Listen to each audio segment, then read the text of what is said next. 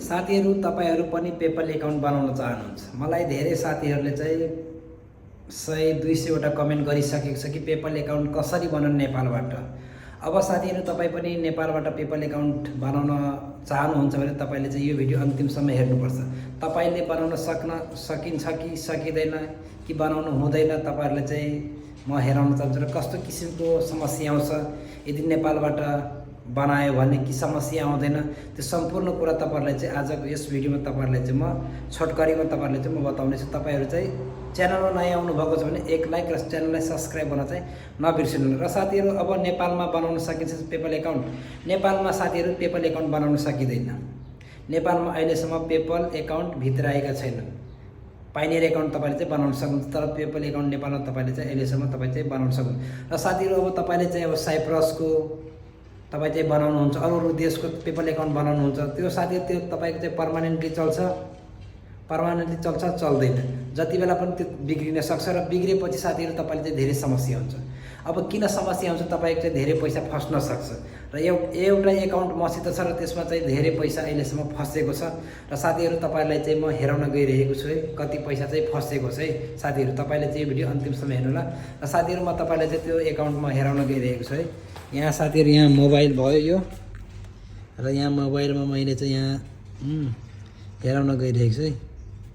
अब अर्को तपाईँले चाहिँ माध्यमबाट बनाउनु भयो भने अब साथीहरू यो पैसा है $182 यहाँ चाहिँ फसेको छ है। अब यसलाई चाहिँ म विथड्र गर्छु, यो विथड्र हुँदैन। यहाँ चाहिँ मेन्युमा क्लिक गरेँ, मेन्युमा क्लिक गरेपछि टु अ ब्याङ्क एकाउन्ट, र यहाँ मैले चाहिँ क्लिक गरेको छु। र क्लिक गर्ने बित्तिकै यहाँ मैले चाहिँ यो ब्याङ्क सिलेक्ट गरेँ र मैले चाहिँ अलरेडी फिक्स गरेको थियो। र साथीहरू मैले चाहिँ अहिले युरोमा म कन्भर्ट गरिसकेको छु र मैले चाहिँ 100 युरो म विथड्र गर्छु। र साथीहरू यो 100 युरो मैले चाहिँ विथड्र गर्न गइरहेको छु। यहाँ यति रेट दिएको छ है। अब यहाँबाट मैले चाहिँ एग्री एन्ड कन्टिन्यू गर्छु। र साथीहरू यहाँ तपाईँको चाहिँ के माग्छ, र साथीहरू यहाँ तपाईँको चाहिँ डेबिट कार्ड र क्रेडिट कार्ड माग्छ है। पहिला चाहिँ यहाँ पेपलकै 2.99 युरो कट्ने अप्सन आउँथ्यो र अहिले साथीहरू त्यो अप्सन आइराखेको छैन। साथीहरू अब त्यति गरेर हाम्रो चाहिँ अब हामीले चाहिँ यहाँ यो एकाउन्टको हामी चाहिँ कार्ड पनि युज गर्न सकिँदैन, ब्याङ्क कार्ड पनि युज गर्न सकिँदैन, किनकि नेपालको त्यहाँ त्यो छैन है। इलिजिबल कन्ट्री अहिले चाहिँ नेपालमा भएको छैन। तपाईँ चाहिँ युरोपबाट हुनुहुन्छ भने तपाईँ चाहिँ एकपटक तपाईँ चाहिँ च्याट जिपिटीमा अथवा तपाईँले चाहिँ गुगलमा तपाईँ चाहिँ सर्च गर्नुहोला कुन देशमा पेपल एभाइलेबल छ। तपाईँले चाहिँ नेपालबाट तपाईँ चाहिँ बनाउनु भयो भने सुरुमा तपाईँको चाहिँ विथड्र हुन्छ, त्यसपछि तपाईँको चाहिँ धेरै एमाउन्टहरू तपाईँको त्यहाँ रह्यो भने त्यो फस्न सक्छ।